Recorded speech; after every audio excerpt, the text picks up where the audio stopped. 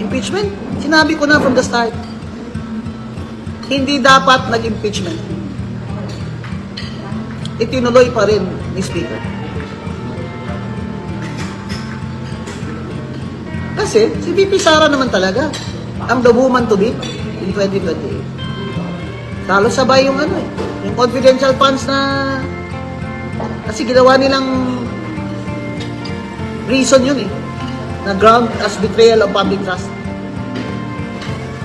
Yung confidential funds. Pero sa totoo lang, lahat kayo dyan na may confidential funds, iba nga billion dyan Pinabuksan ba ng House of Reps ang inyong mga envelope? Hindi, di ba? So what does that say of the House of Representatives in that committee? That they were targeting Vice President Sara.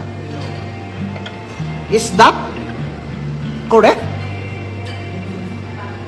Na i-impeach nila? Kaya, alam mo, kahit matuloy pa impeachment, matatalo kayo dyan ng OLAX. OLAX kayo dyan.